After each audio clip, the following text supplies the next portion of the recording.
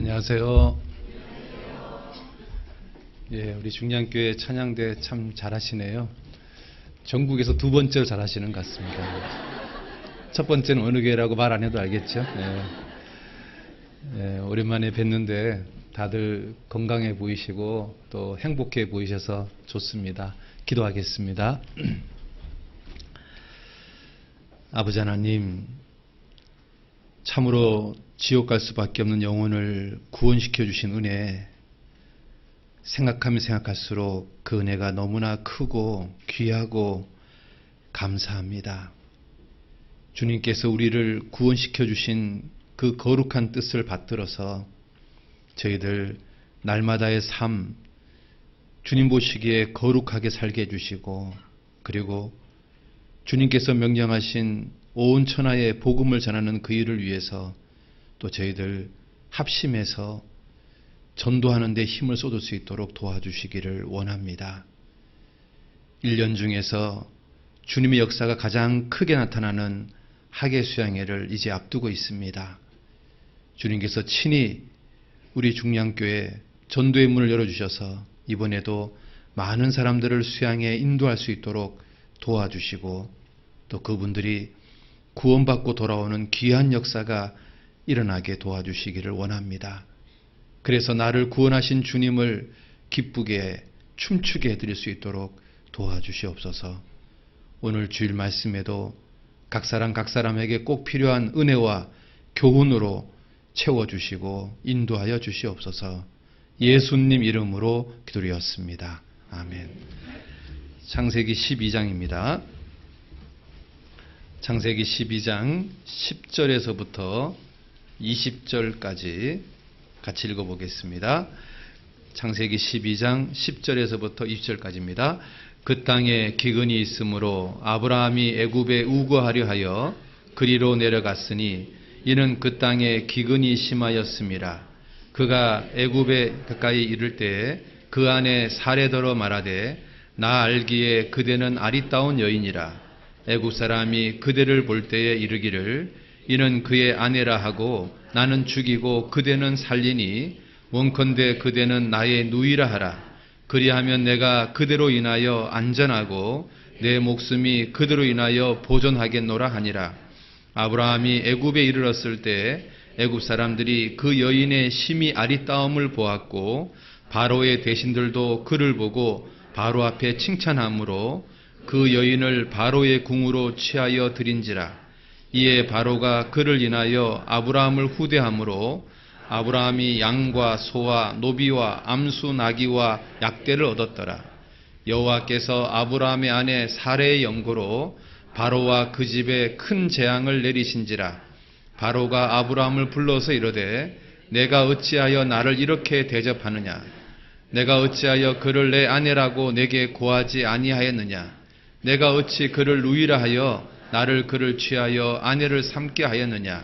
내 아내가 여기 있으니 이제 데려가라 하고 바로가 사람들에게 그의 일을 명하매 그들이 그 아내와 그 모든 소유를 보내었더라. 예. 오늘 그 아브라함이 가나안 땅에 와서 자기 인생 가운데 처음으로 이제 실패를 경험하게 됩니다. 기근이 생겼을 때 애굽에 내려가서 여러 가지 끔찍한 일을 경험하고 돌아온 이 아브라함에 대한 이야기를 잠깐 좀 하려고 합니다. 자, 먼저 이 아브라함이 가나안 땅에 도착했을 때 제일 먼저 거하면서 했던 일이 두 가지가 있습니다.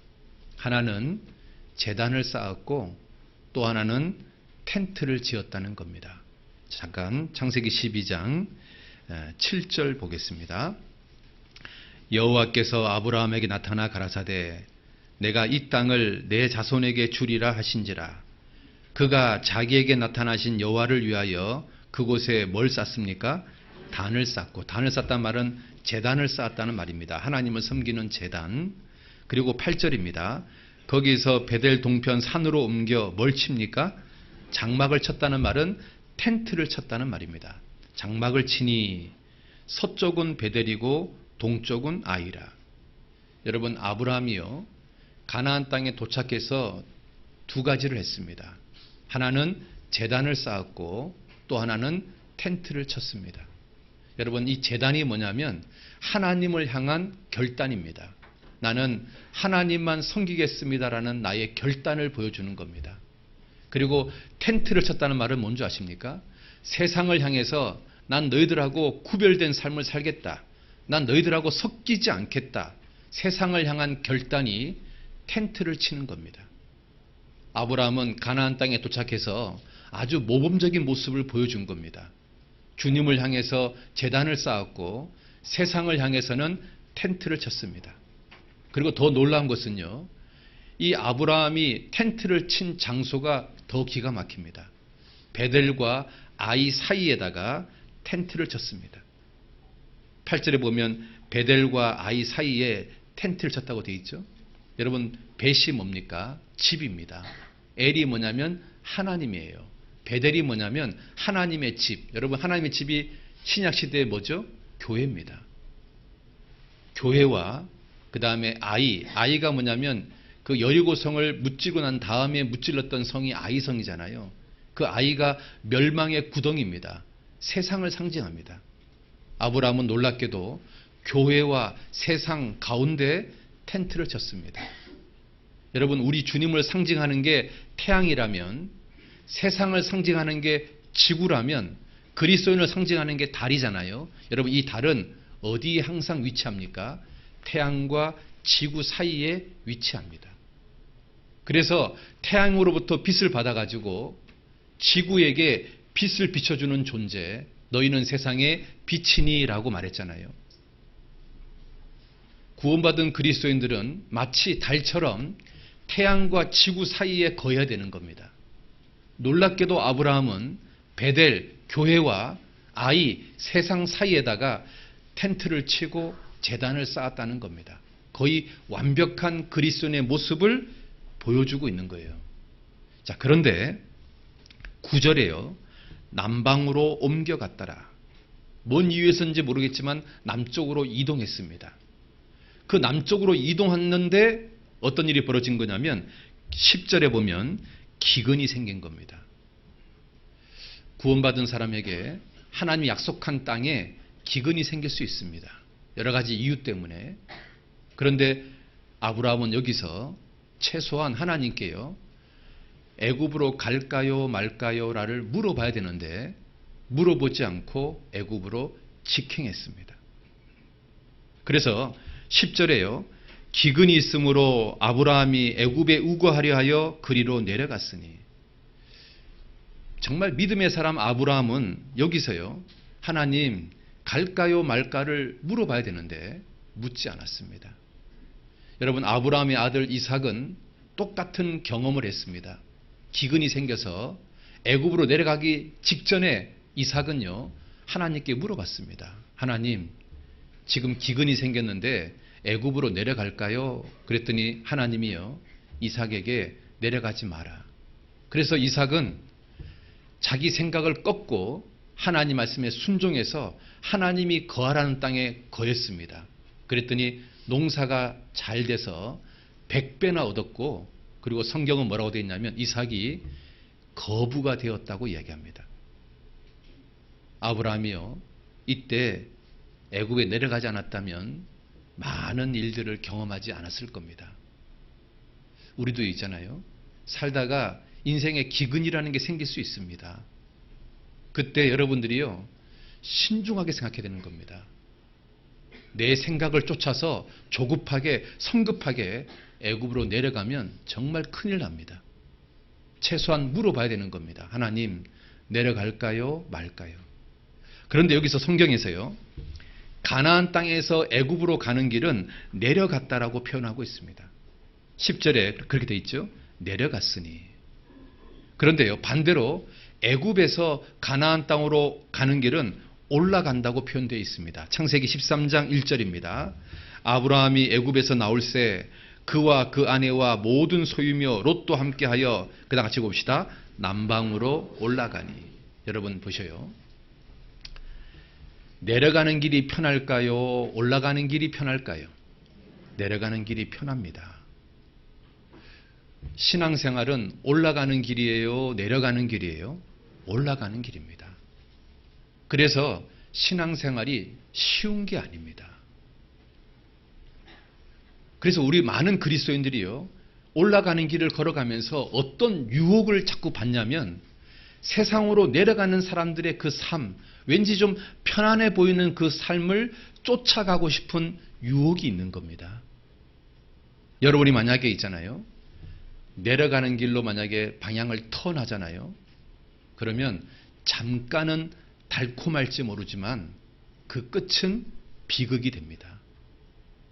여러분, 강도를 만나서 겁안 죽게 된 사람이 예루살렘에서 여리고로 내려갈 때 강도 만났을까요? 아니면 여리고에서 예루살렘으로 올라갈 때 강도 만났을까요? 예, 성경은 예루살렘에서 여리고로 내려갈 때 강도를 만나서 겁안 죽게 되었다고 되어 있습니다. 여러분, 인생에서 강도를 언제 만나는 줄 아십니까?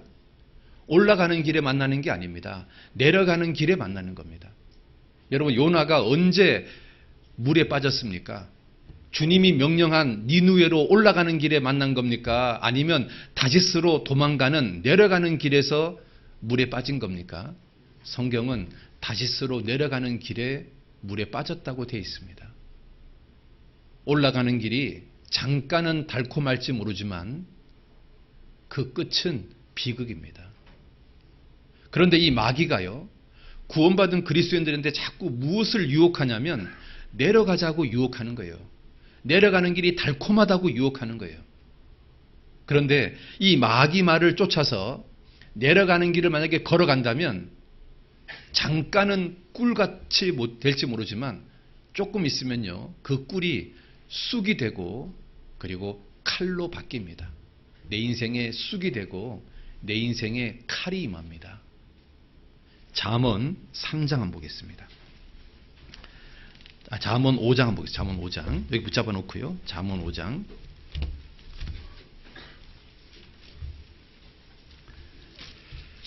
잠언 5장 3절입니다. 잠언 5장 3절 같이 한번 읽어볼까요?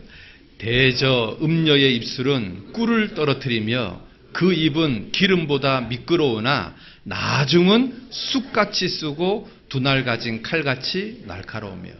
여러분, 마귀가 우리에게 속삭이는 말은 처음에는 꿀 같아요. 꿀. 세상 사람들은요, 꿀을 너무 좋아합니다. 요즘 젊은 사람들이 말할 때마다 이거 꿀이야, 이거 꿀이야 이렇게 말합니다.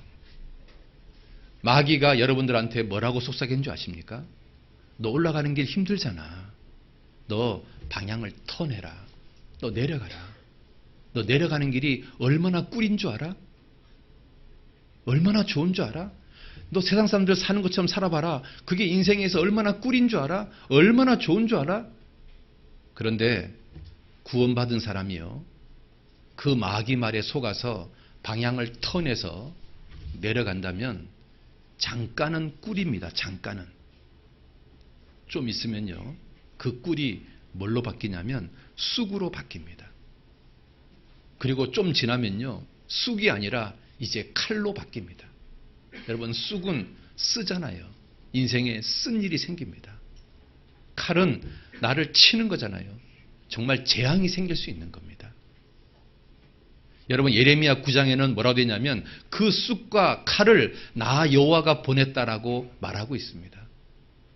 구원받은 그리스도인이 올라가는 길을 포기하고 내려가면 나 여호와께서, 하나님께서요, 우리 각 사람에게 뭘 보내시냐면 쑥을 보내고 칼을 보내십니다. 우리가요, 절대로 마귀의 유혹에 넘어가면 안 됩니다. 그래서 여러분, 이사야 성경에 뭐라 되어 있습니까? 도움을 구하러 애굽으로 내려가는 자들은 뭐 있을진저? 화 있을진저. 복 있을진저가 아닙니다. 여러분, 하나님 말씀은 옛날이나 지금이나 똑같습니다. 아브라함이 애굽에 내려가 가지고 인생에 화가 있었던 것처럼 구약 성경에 수많은 사람들이요, 애굽으로 내려가 가지고 화가 있었던 것처럼 지금도 마찬가지입니다. 세상을 상징하는 애굽으로 내려가는 사람들에게는요, 그 사람이 구원받은 사람이라면 반드시 뭐가 임하냐면 화가 임하는 겁니다. 애굽으로 내려가는 자들은 화 있을진저. 여러분, 성경은 언제나 똑같습니다. 바뀌지 않습니다. 하나님 말씀의 효력은 옛날이나 지금이나 영원토록 동일합니다.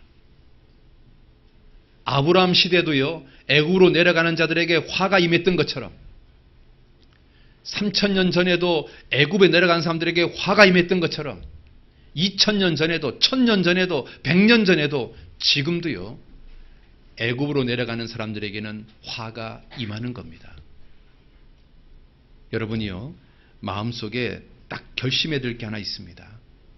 인생의 기근이 와도, 인생의 어려움이 와도, 인생의 고난이 와도 내려가지는 말자. 세상으로 가지 말자. 올라가는 길을 고수하자. 그걸 결심해야 됩니다. 그런데요, 반대로 이제 올라가는 길은 어렵잖아요. 왜? 힘들잖아요.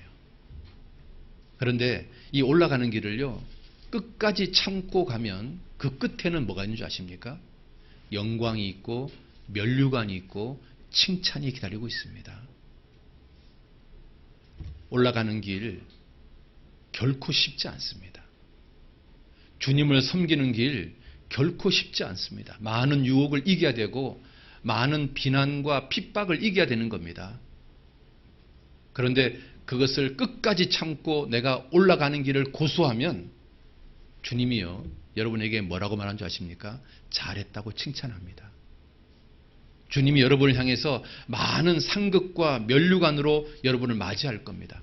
주님을 떳떳하게 만날 수 있습니다. 예수님이요, 예루살렘에 올라가면 십자가에 못 박아 죽는 상황에서 예수님이요, 뭐라고 말한 줄 아십니까? 예루살렘으로 올라가는 것을 굳게 결심했다고 되어 있습니다. 주님은요, 예루살렘으로 올라가는데 십자가에 죽을 것도 아시면서도 올라가는 것을 결심했습니다. 왜? 내가 십자가에 죽어야 많은 사람들을 천국에 보낼 수 있으니까. 우리가 예수님의 제자입니다. 그리스도인들은 주님을 따르는 사람들입니다. 우리도 주님처럼 올라가는 길을 결심하고 굳게 결심했으면 좋겠습니다. 주님께 등을 보이지 않겠다고 결심했으면 좋겠습니다. 누가복음 9장 한번 볼까요? 신약성경 누가복음 9장. 누가복음 9장 51절입니다. 같이 읽겠습니다. 예수께서 승천하실 기약이 차감해 예루살렘을 향하여 올라가기로 굳게 결심하시고. 여러분, 왜 굳게 결심했다고 되어 있냐면 예수님이 예루살렘 올라가면 십자가에 죽거든요. 그런데도 내가 십자가에 죽을 것을 알면서도 올라갈 것을 결심하는 겁니다. 사도 바울이요, 예루살렘으로 가려고 그러니까 수많은 사람들이 말렸습니다. 당신 예루살렘에 가면 죽어요.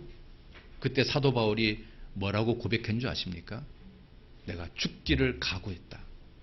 나 예루살렘으로 올라갈 거다. 우리 있잖아요, 주님을 섬기는 이 올라가는 길을 걸어간다고 해서 죽지는 않습니다. 그런 시대는 아닙니다. 그렇지만 약간의 고난, 어려움, 핍박, 비난, 그런 것들이 있을 수 있습니다. 예수님이 당했던 고난, 사도들이 당했던 고난, 믿음의 선배들이 당했던 고난하고 비교하면 굉장히 작은 고난들이 있습니다. 우리 그거 있잖아요, 능히 참고 가겠다라고 결심했으면 좋겠습니다. 그래서 주님께요, 등을 보이지 않았으면 좋겠습니다. 여러분, 복음성가에 그런 거 있잖아요. 내가 주님께 등을 보이지 않으리. 그 콜럼버스가요, 신대륙을 발견할 때 가도 바다만 보이니까요, 그 당시는 지구가 네모나다 생각했거든요. 계속 가면 낭떠러지라고 믿었던 시대잖아요. 그러니까 선원들이요, 그만 가자고 막 구태타를 일으키고 반항을 하고 막 난리가 났습니다. 그런데 콜럼버스가 뭐라고 말한지 아십니까? 계속 앞으로 가자. 쿠데타가 일어나도 콜럼버스는 계속 앞으로 가자. 그래서 신대륙을 발견하고 지구가 둥글다는 것을 최초로 입증한 사람이 되었습니다. 우리가 그 콜럼버스처럼 계속 앞으로 가자. 주님께 등을 보이지 말자. 여러분, 하계수양에는 올라가는 길입니다. 잠자리도 불편하고 덥고 짜증나고 봉사도 있고 뭐 여러 가지 많은 일들이 있습니다. 육신적으로는요, 하계수양에 하면 좀 가기 싫다 이런 마음이 올라올 수 있습니다. 그런데 여러분, 이 하계수양의 이 기회를 꼭 잡았으면 좋겠습니다. 왜냐하면 가장 성령의 역사가 크게 나타나기 때문에 그렇습니다. 여러분, 축구 선수 중에서 있잖아요. 감독이요. 11번을 누구한테 주는 줄 아십니까? 가장 골 결정력이 높은 사람한테 11번을 줍니다. 골 게타 그러잖아요. 그죠? 여러분, 야구 선수가 11명, 9명이잖아요. 9명. 그러면 1번부터 9번까지요. 야구는요, 참 공평한 경기입니다. 1번부터 9번까지 다 타석에서요, 때릴 수 있는 기회를 균등하게 줍니다. 그런데 감독은요, 어떤 사람에게는 4번이라는 번호를 주고요, 어떤 사람한테는 7번, 8번이라는 번호를 줍니다. 여러분, 누구에게 4번을 줄까요? 가장 잘 때리는 사람한테 4번을 줍니다. 반대로요, 가장 못 때리는 사람한테 7번, 8번을 줍니다. 여러분, 야구는요, 똑같이 타석에 쓸 수 있는 기회가 주어집니다. 그런데 때려야 될 기회가 있을 때 때릴 수 있는 사람, 기회를 잡는 사람한테 4번이라는 기회를 주는 겁니다. 하나님은요, 모든 사람들한테요, 전도할 수 있는 기회를 줍니다. 그런데 어떤 사람은 그 기회를 잡는 사람이 있고 어떤 사람은 그 기회를 놓치는 사람이 있습니다. 우리 중량교회가 400명이요, 합심 기도해도 큰 일이 일어납니다. 그런데 전국의 모든 성도가 합심 기도하는 하계수양에는 얼마나 큰 역사가 일어날까요? 그곳에 구원받지 않은 내 가족을 모시고 가야 될 것 같습니다. 물이 동할 때 환자가 들어가면 병이 낫잖아요. 그런데 그 38년 된 환자가 뭐라고 탄식하고 있습니까? 나를 그 연못에 데려갈 사람이 없다고 탄식하고 있잖아요. 그 역할을 우리가 하면 안 될까요? 지금 공주 수양관에 물이 동하고 있습니다. 지금 전국의 모든 성도가 기도하고 있기 때문에 성령의 역사가 지금 끓기 시작하고 있습니다. 그런데 주변에 구원받지 못한 사람들은 나를 그곳에 데려갈 사람이 없다고 탄식하고 있습니다. 우리가 그 역할을 해야 될 것 같아요. 요한복음 5장 9절 한번 봐봐요. 요한복음 5장 9절에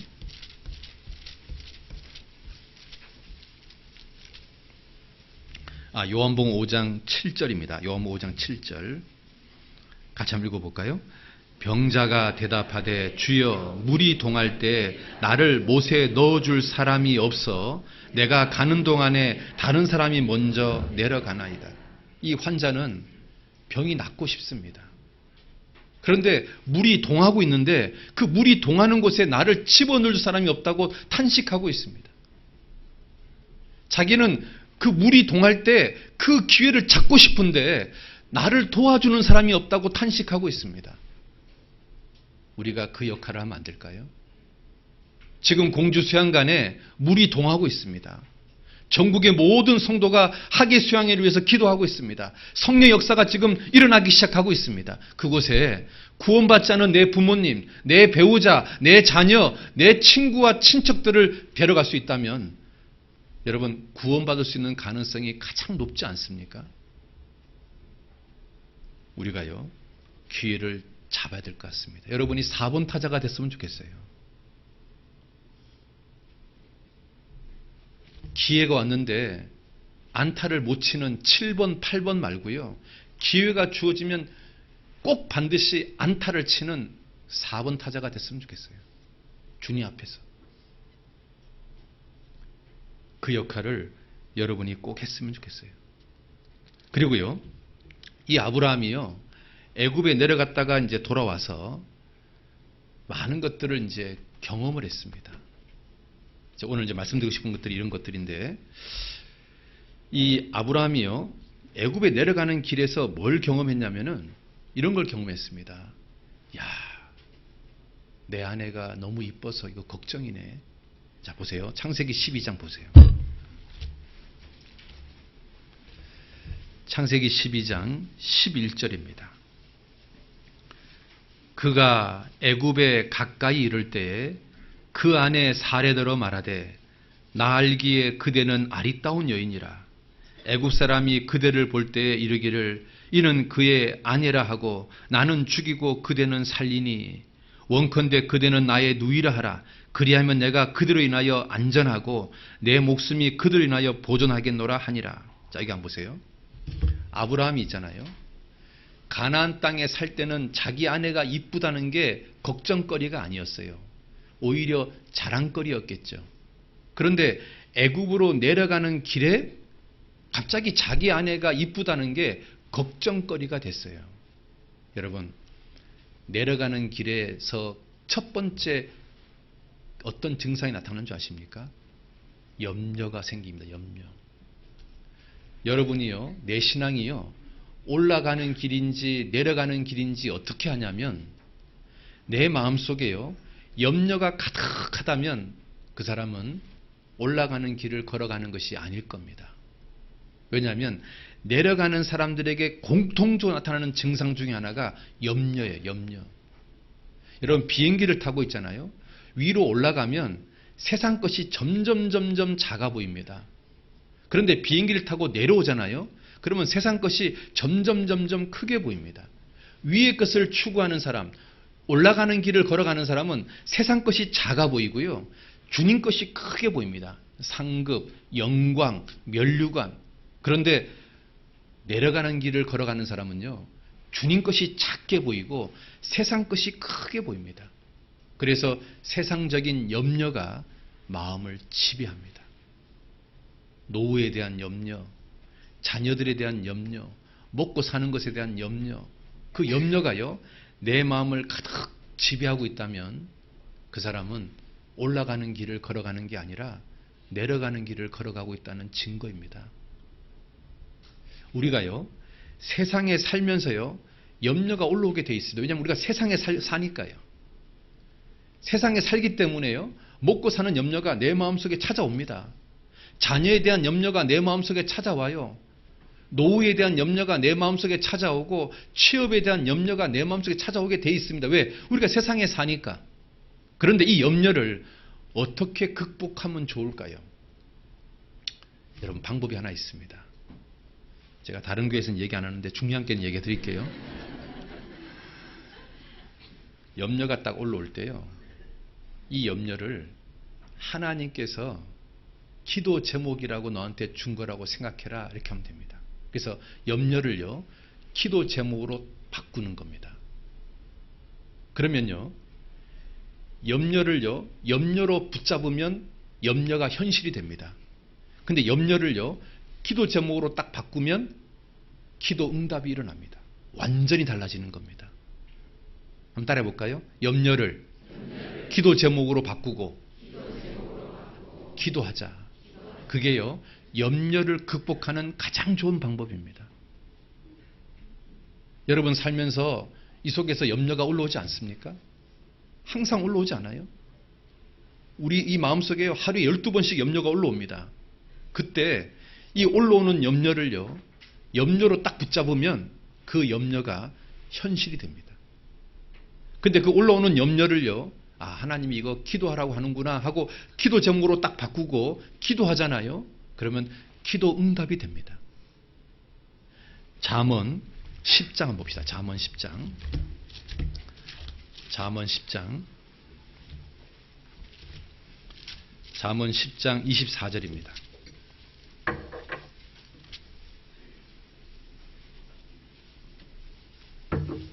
잠언 10장 24절 같이 한번 읽어볼까요? 악인에게는 그의 두려워하는 것이 임하거니와 의인은 그 원하는 것이 이루어지리라. 봐봐요. 악인에게는 그의 두려워하는 것이, 염려하는 것이 임하거니와, 염려가 현실이 되거니와, 의인은 그 원하는 것이, 기도 제목이 이루어지느니라. 기도 제목이 응답이 되느니라. 염려로 붙잡으면 염려가 현실이 됩니다. 염려를 기도 제목으로 바꾸면 기도 응답이 됩니다. 우리가 살면서요, 염려를 이길 수 있는 방법이 있습니다. 그런데요, 이 기도가 언제 기도해야, 어떻게 기도해야 응답이 확실히 되는 줄 아십니까? 성경에는요, 기도할 기회를 잡으라고 되어 있거든요. 시편 32편 봐봐요. 시편 32편 6절입니다. 시편 32편 6절. 똑같이 읽어봅시다. 이로 인하여 무릇 경건한 자는 주를 만날 기회를 타서 주께 기도할지라. 기도할 기회가 있는 겁니다. 기도 응답을 잘 받을 수 있는 타이밍이 있습니다. 언제 어떻게 하는 건 줄 아십니까? 한번 따라해 봅시다. 기도는 향연이다. 그 말은 뭐냐면 향의 연기다 그 말입니다. 기도는 뭐라고요? 향의 연기다 그 말이에요. 연기. 그러면 여러분, 향 재료에다가 연기가 나오려면 뭘 붙여야 연기가 나옵니까? 불을 붙여야 뭐가 나옵니까? 연기가 나옵니다. 잘 보세요. 잘 보세요. 불을 붙이지 않고 기도하는 거 있잖아요. 형식적인 기도는 연기가 나오지 않기 때문에 응답이 안 됩니다. 기도는 향 재료가 아니라 연기예요. 연기. 그래서요, 응답받는 기도가 되려면 반드시 있잖아요. 불이 뭐냐면 말씀이에요. 말씀을 묵상하고 난 다음에 기도를 해야 그 기도가요, 연기처럼 올라가서 하나님께 상달이 됩니다. 그런데 많은 그리스도인들이요, 그냥 성경 읽지 않고 기도합니다. 그냥 형식적으로 대충 기도합니다. 자기는 기도했다고 말하는데 하나님은 뭐라고 말하냐면 너 언제 기도했냐 이렇게 따지시는 겁니다. 조지 물러가요, 일생 동안 5만 번이나 기도 응답을 받았습니다. 사람들이요 물어봤어요. 당신 도대체 어떻게 했길래 기도 응답을 이렇게 5만 번이나 받냐고. 조지 물러가 뭐라고 말하는지 아십니까? 나 아주 단순하다고. 나 그냥 성경 읽고 그 다음에 기도했다고. 그랬더니 하나님께서 5만 번이나 기도 응답을 주셨다고 그렇게 고백합니다. 조지 물러하고 우리하고 차이가 뭐냐면요, 조지 물러는 기도하고 성경을 읽고 기도했다는 거고요, 우리는 그냥 기도했다는 거하고 그 차이입니다.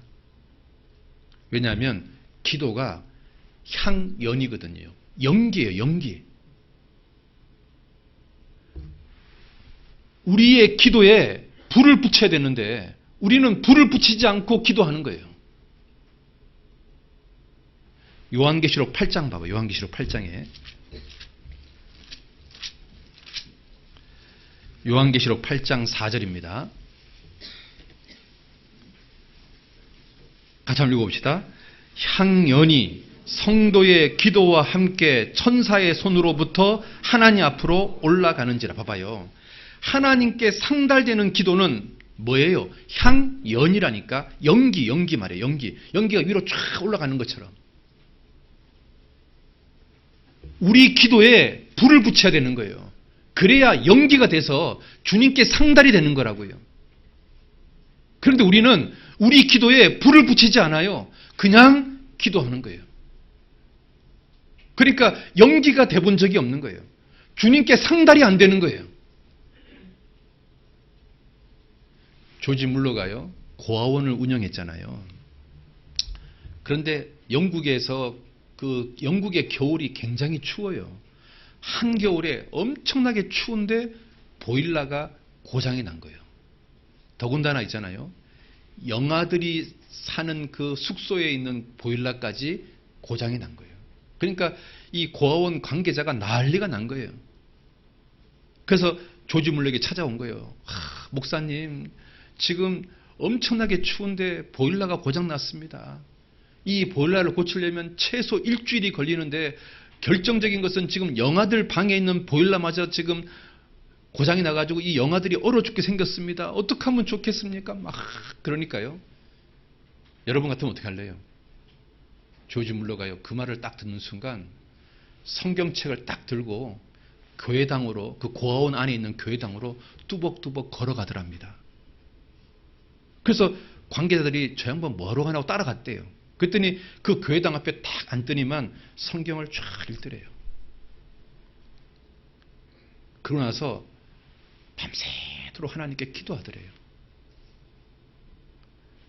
뒤에 앉아있던 관계자들은 아니 저런다고 해서 이 한겨울이 뭐 여름철이 되나? 저 말도 안 되는 기도를 왜 하고 있지? 속으로 비웃었답니다. 그런데 그 다음날 있잖아요. 갑자기 북풍이 멈추고 동풍이 쫙 불더랍니다. 영국이 갑자기요 초여름 날씨로 싹 바뀐 거예요. 한겨울에서. 그런데 이 동풍이요 놀랍게도 언제까지 불었냐면 보일러를 고치는 일주일 동안 계속 불더랍니다. 그래가지고 이제 보일러를 다 고치고 나니까요 그 다음날 갑자기 아주 엄청나게 추운 북풍이 쫙 몰아치더랍니다. 여러분 조지 물러는 우리하고 거의 동시대 사람이에요. 1000년 전 사람이 아니에요. 조지 물러가요 캐나다 퀘벡에 전도 집회를 하러 갔어요. 그래서 이제 배를 타고 가야 되는데 안개가 너무 꽉 끼니까요 배가 운항을 안 한다는 거예요. 그런데 조지 물러는 그 약속된 전도 집회를 해야 되는데 그러니까 선장을 붙잡아 놓고 방법이 없겠습니까 했더니 보시라고 당신 보라고 지금 이렇게 앞이 안 보이는 안개가 꼈는데 어떻게 가냐고 그랬더니 그러면 안개만 거치면 지금 당장 갈 수 있냐 했더니 그러면 갈 수 있죠. 그랬더니 그럼 잠깐 기다려보라고. 그랬더니만 무릎 꿇고 성경 읽더니만 기도를 하더래요. 그러니까 선장이 하도 웃겨가지고 이렇게 비웃은 표정으로 이렇게 쳐다봤대요. 그런데 세상에요. 갑자기 안개가 촥 거치는 거예요. 그때 조지 물러가 하나님께 뭐라고 기도한지 아십니까? 하나님, 퀘벡에 주님이 예비하신 영혼이 있습니다. 나 그 영혼 건져야 됩니다. 주님, 5분 만에 이 안개를 거치게 해주십시오. 그런데 정말 기적 같은 일이 벌어졌어요. 안개가요, 5분 만에요, 촥 거치는 거예요. 그래서 조지 물러가 캐나다 퀘벡에 가서 전도 집회를 했다 그러잖아요. 여러분 조지 물러는 1000년 전 사람이 아니에요. 우리하고 똑같은 시대에 살았던 사람이에요. 그 사람이 일생 가운데 5만 번의 기도응답을 받았다고요. 그 사람이 5만 번의 기도응답 받던 비결은 아주 단순해요. 뭐 특별한 거 아니에요. 성경을 읽고 그리고 기도한 거예요. 왜냐하면 기도가 연기거든요. 연기.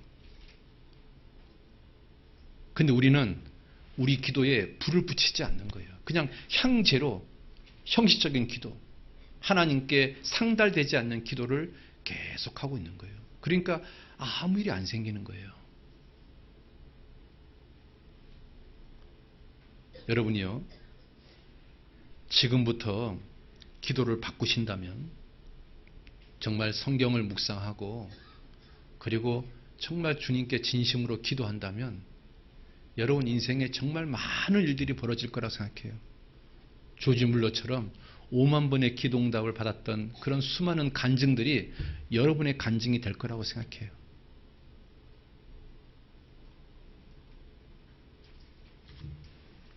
여러분 있잖아요. 염려를 바꾸는 방법은 기도 제목으로 바꾸는 거예요. 그리고 주님께 기도하는 거예요. 내려가는 길에 찾아오는 염려, 또 설령 올라가는 길을 걸어갈지라도 분뜩분뜩 찾아오는 그 수많은 염려들, 그것을 극복하는 방법은 염려를 뭘로 바꾸는 거라고요? 기도 제목으로 바꾸는 거예요. 그러면 주님이요 도와주셔요. 한번 더 해봅시다. 염려를 기도 제목으로 바꾸자. 이걸 마음판에 딱 새겨보세요. 그리고 있잖아요. 여러분 마음속에 불쑥 탁 올라오는 염려가 있잖아요. 그러면 어떻게 하냐면 이거 기도 제목으로 바꿔야지. 이거 하나님 나보고 지금 기도하라고 주신 거지. 이렇게 생각만 바꿔도요. 여러분 인생이 바뀝니다. 그 다음에 이제 내려가는 길에 찾아오는 두 번째가 뭐냐면 거짓말입니다. 거짓말. 이 아브라함이요. 자기 아내한테 뭐라고 말하냐면 너 나를 갖다가 오빠라 하고 너는 내 누이 동생이라고 해라. 여러분 있잖아요. 신앙적으로 내려가는 길을 걸어가게 되면 거짓말을 많이 하게 됩니다. 구역장님이요. 아이고 형제님 오늘 구역 모임인데 꼭 오셔야 돼요. 그러면 있잖아요. 거짓말합니다. 아이고 회사가 바빠서 안 바쁜데. 오늘 야근해야 돼요. 야근 안 하는데. 내려가는 길을 걸어가는 사람 입술에 거짓말이 많아집니다. 핑계가 많아집니다. 그리고 더 끔찍한 것은요. 자기 아내를 외간 남자한테 넘기는 끔찍한 일이 벌어집니다. 여러분 소금이요. 맛을 잃으면 어떻게 됩니까? 이방인들한테 밟히잖아요. 여러분 이스라엘 민족이요. 일종의 소금이잖아요. 이스라엘 민족이요. 짠맛을 잃어버리니까 하나님이요. 이스라엘 민족을 2000년 동안 이방인들한테 밟히게 했잖아요. 예수님 뭐라고 말합니까? 이방인의 때까지 예루살렘은 이방인들에게 밟히리라. 누가복음 21장 그렇게 돼 있잖아요. 왜 유대인들이요 2000년 동안 이방인들한테 밟힐까요? 유대인이 하나님의 선민인데 일종의 소금인데 짠맛을 잃어버리니까 밟히는 거잖아요.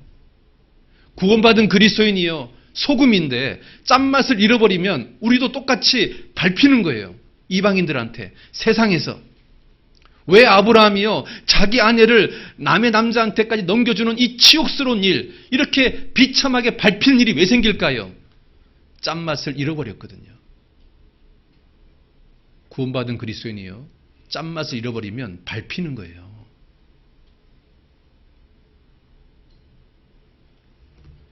우리가 있잖아요. 이 아브라함이 자기 아내가 막 너무 이쁜 것 때문에 막 걱정하니까 누가 저한테 묻더라고요. 목사님, 이때 아브라함의 아내 나이가 몇 살입니까? 제가요. 아브라함이 가나안 땅에 왔을 때가 75살이고 아내는 그 사람하고 10살 차이가 나니까 65살입니다. 그러면 아브라함이 애굽에 갔을 때 나이가 몇 살입니까? 성경에 안 나오니까 모르는데 아마 한 1년이나 2년 후에 아마 갔을 겁니다. 그러면 목사님 최소한 그럼 이 사람은 지금 65살이라는 이야기네요? 그렇죠. 그러면 이게 성경이 너무 뻥이 심한 거 아닙니까? 왜요? 그랬더니 65살 된 여자가 뭐가 이뻐서 그렇게 난리가 나는 겁니까? 제가요 처음에 뭐라 했냐면 형제님 사라가요 애를 안 낳았잖아요. 그랬더니 이 형제님이 아니 그래도 애를 안 낳아도 그렇지 65살인데 이쁘면 얼마나 이쁘고 젊으면 도대체 얼마나 젊어 보이길래 이렇게 난리가 나는 겁니까? 그래서 제가 뭐라 했냐면 제가 멕시코 간 이야기를 했어요. 제가 멕시코를 갔는데 멕시코 형제자매들이 저를 보고 20대 초반이라고 얘기합니다. 진짜입니다. 그래서 제가 선물을 줬어요. 너무 고마워가지고. 그래서 내가 정말 그렇게 보이냐 했더니 그렇게 보인대요. 여러분 제가 몇 살처럼 보여요? 제발 60대라는 얘기 하지 마세요. 이제 50대 이제 중반을 향해 가고 있습니다. 근데 세상에 50대가 넘은 이 나이를 멕시코 형제자매들은 20대 초반으로 보니까요. 내가 이제 그 얘기를 했어요. 그럴 수 있지 않냐. 애국 사람들은 함 족속이고 아브라함은 셈 족속이니까 인종이 틀리니까 그렇게 보일 거 아니에요. 그러니까 또 뭐냐.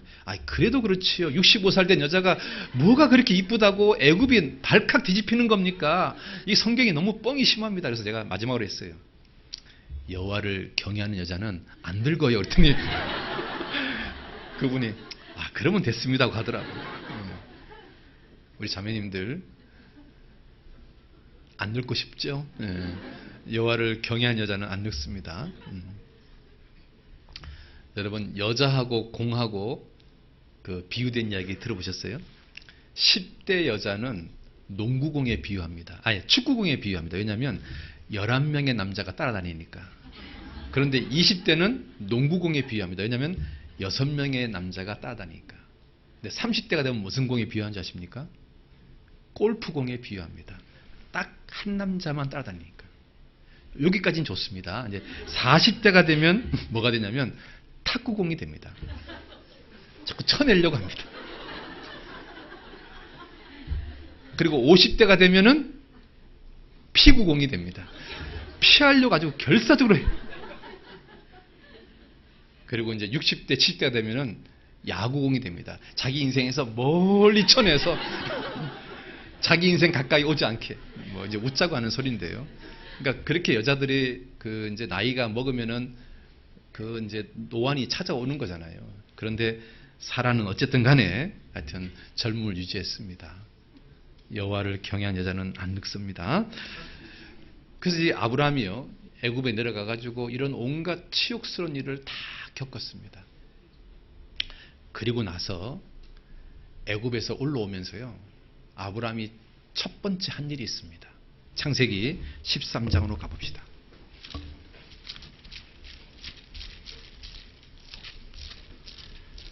창세기 13장 4절입니다. 창세기 13장 4절 같이 읽겠습니다. 그가 처음으로 단을 쌓은 곳이라 그가 거기서 여호와 이름을 불렀더라. 아브라함이요 애굽에 내려갔다가 올라와서 제일 먼저 달려간 곳이 자기가 처음으로 단을 쌓은 곳 그곳에서 여호와 이름을 불렀다는 말이 뭐냐면 정말 회개했다는 말입니다. 주님 잘못했습니다. 제가 정말 잘못했습니다. 그래서 첫사랑을 회복했다는 말입니다.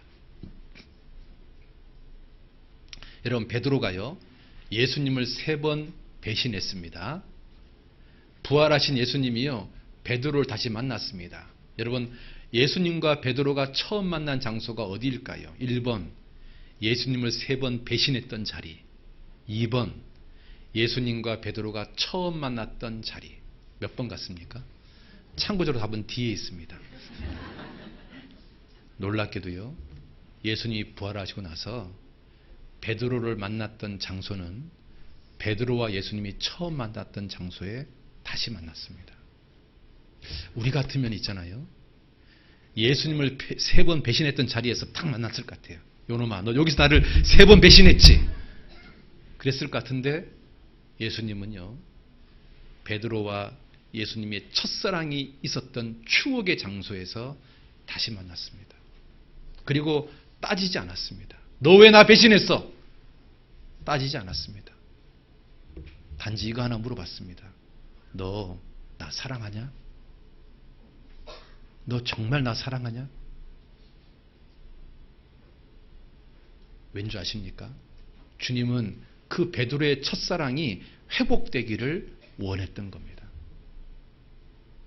아브라함이요 왜 애굽에서 가나안 땅에 와가지고 제일 먼저 달려간 곳이 처음 제단을 쌓았던 곳일까요? 바로 그곳이 아브라함의 첫사랑이 설에 있는 추억의 장소잖아요. 그렇잖아요? 여러분 우리가 있잖아요 주님 앞에 잘못할 수 있습니다. 우리는 완벽한 인간이 아니니까 실수할 수 있고요 넘어질 수 있고요 좌로나 우편으로 좌로나 우로 잘못 갈 수 있습니다. 그런데요 다시 일어나면 됩니다. 그리고 첫사랑을 회복하면 됩니다. 그런데요 정말 치명적인 것은 뭔지 아세요? 첫사랑을 버리면요 주님도 그 사람을 버립니다. 에베소 교회가요 첫사랑을 버리니까 주님이 뭐라고 경고합니까? 촛대를 옮기겠다고 경고하고 있잖아요. 여러분 사울왕이요 주님을 버렸잖아요. 일주일 기다려라 그랬더니 안 기다렸고 아말렉을 진멸해라 했더니 진멸 안 했잖아요. 그러니까 하나님이 사울왕한테 뭐라고 말합니까? 네가 여호와의 말씀을 버려서 나도 너를 버린다고 얘기하잖아요. 그러고 나서 하나님이 다윗에게 기름을 딱 붓잖아요. 그런데 그 다음 구절이 뭐가 나온지 아세요? 사울왕에게서 여호와의 신이 떠난다고 되어 있습니다. 다윗에게 기름을 붓는 순간 사울 왕에게서는 하나님의 신이 떠납니다. 그리고 38년 동안 사울 왕은요 왕 노릇을 했습니다. 그런데 하나님 보실 때는 왕이 아니죠. 버려진 사람인 거죠. 우리도 그럴 수 있는 겁니다. 우리가 첫사랑을 버린다면 비록 내 몸은 교회에 나올 수 있습니다. 교회에서 임원 맡을 수 있습니다. 그런데 하나님이 더 이상 쓰지 않는 사람, 하나님께서 버려진 사람이 될 수 있는 겁니다. 우리가요 절대 버리지 말아야 될 게 뭔지 아십니까? 첫사랑입니다. 사울왕은 주님을 버렸기 때문에 주님도 그 사람을 버렸다고 얘기합니다. 그래서 다윗에게 기름을 붓는 순간 사울왕에 임했던 하나님의 신이 떠나버렸습니다. 나머지 38년은요 왕이었지만 하나님께 버려진 왕이었습니다. 하나님이 사용하지 않는 왕, 하나님이 쓰지 않는 왕. 우리가 그럴 수 있다는 겁니다. 내가 교회에 나오지만, 내가 교회에서 임원도 하지만 하나님이 더 이상 나를 쓰지 않는 그리스도인, 하나님 나와 함께하지 않는 그리스도인이 될 수도 있는 겁니다. 우리가요 첫사랑을 회복하는 게 정말 중요합니다. 여러분 첫사랑을 회복하는데 가장 짧은 시간에 효과적으로 할 수 있는 방법이 하나 있는데 뭔지 아십니까? 예? 어디 가는 건 줄 아세요? 수양에 가는 겁니다. 진짜입니다. 왜냐하면 내가 그 수양에서 구원받았거든요. 내 첫사랑이 숨어 있는 장소거든요. 그렇지 않습니까? 여러분 있잖아요. 미국에서 이런 실험을 했답니다. 먼저 이야기부터 해봅시다. 부부관계가요 아주 좋았는데 사이가 안 좋아졌어요. 그러면 이 사이가 안 좋은 부부가 다시 좋은 부부관계가 되려면 어떻게 하면 될까요? 방법은 아주 간단합니다. 사이가 좋았을 때 했던 행동을 다시 하는 겁니다. 사이가 좋았을 때 여행 갔던 그 추억의 장소를 여행 가보는 겁니다. 예를 들어서 이런 겁니다. 퇴근할 때 장미꽃 한 송이를 가지고 퇴근했다면 다시 해보는 겁니다. 또는 부엌에서 설거지하는 아내에게 뒤에 가서 백허그 가면서 여보 사랑해 옛날 했다면 다시 해보는 겁니다. 그리고 어떤 장소에 가서 정말 멋진 데이트했던 장소가 있다면 그 장소에 다시 가보는 겁니다. 그러면요 멀었던 부부 사이가 다시 회복됩니다. 왜 아브라함이요 처음으로 쌓았던 제단에 갔는 줄 아십니까? 첫사랑이 추억이 있는 곳이기 때문에 그렇습니다. 미국에서요 이런 실험을 해봤답니다. 70대 80대 된 노인들을 모아놓고 20년 전, 30년 전, 40년 전으로 무대를 갖다가 세팅을 해서 거기서 살게 했습니다. 그리고 이 사람의 건강 상태, 정신적이든 신체적이든 건강 상태를 쭉 체크했답니다. 여러분, 이 노인들의 건강이 더 좋아졌을까요? 아니면 나빠졌을까요? 예? 예? 더 좋아졌습니다. 왜냐하면 갑자기 30년 전, 40년 전에 그 무대로 딱 돌아가니까 이 노인네들이요 어떤 착각 속에 빠지냐면 30살, 40살, 50살로 돌아가는 거예요. 그러니까 갑자기 몸이 있잖아요. 30살, 40살, 50살의 몸으로 바뀌는 거예요. 갑자기 막 몸이 좋아지는 거예요. 그리고 막 기분도 업이 되고 정신도 막 굉장히 경쾌해지고 다시 싹 돌아가는 거예요. 그래서 이 실험을요 한국에서 똑같이 해봤답니다. 한국에서도 똑같은 결과가 나왔답니다. 제가 광양제철소에 근무했었거든요. 이 광양제철소는 제가 젊었을 때 근무했던 거하고 지금하고요 그 환경이 똑같아요. 주택단지도 똑같고 회사도 똑같아요. 그 제가 어쩌다가 광양제철소를 딱 가면 제가 20대에 근무했던 그때 기분이 탁 살아나요. 갑자기 제가 마음이요 20대로 탁 돌아간다니까요. 그래서 과학자들이 어떤 결론을 맺었냐면 정신이, 마음이 육체를 지배할 수 있고 육체에게 건강한 효과를 낼 수 있다는 게 입증된 겁니다. 여러분, 공주 수양관은 옛날이나 지금이나 바뀌지 않았어요. 똑같아요. 그곳에 가면 나도 모르게 옛날에 구원받았던 추억이 생각나요. 또 내가 누군가를 전도했던 추억이 생각나고 우리 마음이요 다시 옛날로 바뀔 수 있는 효과적인 방법이라고 생각이 돼요.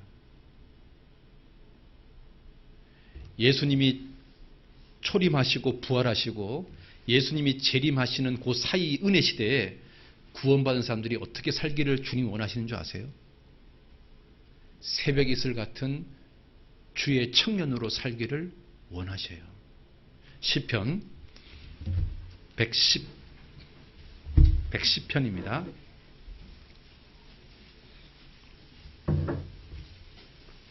시편 110편 1절입니다.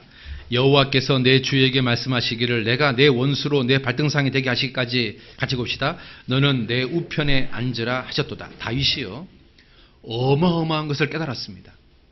너는 내 우편에 앉아라. 예수님이요 초림해가지고 부활 승천해서 지금 어디에 앉아 계십니까? 주님 우편에 앉아 계십니다. 여호와께서 1절 다시 봐봐요. 여호와께서 내 주에게 예수님에게 말씀하시기를 내 우편에 앉아라. 여러분 하나님 우편에 지금 누가 앉아 있습니까? 예수님이 앉아 있습니다. 여러분 시편 110편 1절은 예수님의 초림과 부활을 정확하게 예언하고 있는 겁니다. 3000년 전 다윗이 이 엄청난 내용을 깨달은 겁니다. 그리고 5절 봅시다. 주의 우편에 계신 주께서 하나님 우편에 계신 예수님께서 그 노하시는 날에 열왕을 쳐서 파하실 것이라. 예수님이 재림하는 날입니다. 다윗은요 예수님이 재림할 것도 알았습니다. 예수님이 초림해서 부활 승천한 것도 알았고 예수님이 재림하는 것도 알았습니다. 그런데 그 다윗이 예수님의 초림과 재림 사이에 그 막간의 간격, 은혜 시대에 그리스도인들이 어떻게 살기를 원하고 있냐. 2절입니다. 여호와께서 시온에서부터 교회입니다. 교회에서부터 주의 권능의 호를 내어 보내시리니. 여러분 하나님의 권능은 교회를 통해서 임합니다. 그 다음에 3절입니다. 주의 권능의 날에 주의 백성이 거룩한 옷을 입고 깨끗하게 살고 즐거이 헌신하니. 같이 읽겠습니다. 새벽 이슬 같은 주의 청년들이 주께 나오는도다. 여러분 은혜 시대에 그리스도인들이요 어떻게 살기를 원하시냐면 청년신앙으로 살기를 원하십니다. 청년신앙. 나이가 많든지 적든지 관계없이 이 마음, 믿음, 신앙이요 청년신앙으로 사는 것. 주님이 그걸 원하십니다. 그래서 여러분 제가 방법을 하나 알려드릴게요. 옛날에는요 평균 연령이 70살이었습니다. 지금은 평균 연령이 거의 이제 100세를 향해서 가고 있잖아요. 100세 시대라 그러잖아요. 그러면 옛날 시대 사람들의 나이하고 지금 시대 사람들의 나이는 완전히 다릅니다. 그래서 여러분 나이에다가 0.7을 곱해야 됩니다. 여러분이 지금 나이가 50이면 몇 살이에요? 예? 0.7을 곱하라니까요. 57에 35살이 되는 겁니다. 60살이 몇 살이에요? 6, 7에 40이 42살이 되는 겁니다. 갑자기 생각해 보세요. 갑자기 내가 42살 됐다 그러니까 갑자기 엄청 젊어지지 않습니까? 여러분 현재 70이면 어떻게 되는 겁니까? 49살입니다. 자, 여러분 나이에다가 0.7 한번 곱해보세요. 그리고 서로에게 한번 물어보세요. 네 나이가 몇 살이냐? 한번 물어보세요. 여러분 나이가 몇 살이에요? 예? 자, 이제 제가 물어볼 테니까 그냥 다 똑같이 대답해 봅시다. 자, 여러분 나이가 몇 살이에요? 40대가 많네요. 진짜입니다. 여러분이 있잖아요. 아까 다시 얘기했잖아요. 생각이나 마음이 육체를 지배한다고. 사람을 30년 전 환경으로 세팅을 하면 생각과 마음이 30년 전으로 돌아간다고. 여러분이요, 청년 신앙이 되려면 여러분 현재의 나이에다가 0.7을 곱해보는 거예요. 그래서 내 나이를 확 다운시키는 거예요. 내가 60살이다. 그러면요, 옛날로 치면 이건 완전히 이제 관에 들어가기 일보 직전의 나이잖아요. 요즘요, 60살 됐다고 환갑잔치 안 하잖아요. 그러면 사람들이 육갑한다 그러잖아요. 여러분 60살이면요 6, 7에 40이 42살인 겁니다. 정말 아주 쌩쌩한 나이인 겁니다. 쌩쌩한 나이. 여러분이요 0.7을 곱한 나이를 여러분 마음속에다가 생각 속에다가 자꾸 입력을 하는 겁니다. 그리고 내 몸에다가 명령하는 겁니다. 야, 나 42살이야. 그러면요 여러분 몸이 거기에 걸맞게 좋아집니다. 이거는 과학적으로 입증이 된 거예요. 실험을 통해서 입증이 된 거예요. 여러분이 청년신앙이 되는 비결, 제가 다른 교회는 이런 얘기 안 하는데 정말 중요한 교회가 뭐가 이뻐서 이렇게 이야기 다 합니다. 예. 여러분 나이에다가 0.7을 곱하는 겁니다. 곱해보셨어요? 예? 그러면 이제 따라해 보세요. 자, 손을 이렇게 해가지고 여러분 가슴에다가 이렇게 하면서 내 나이는 몇 살이다 이렇게 한번 얘기해 보자. 시작.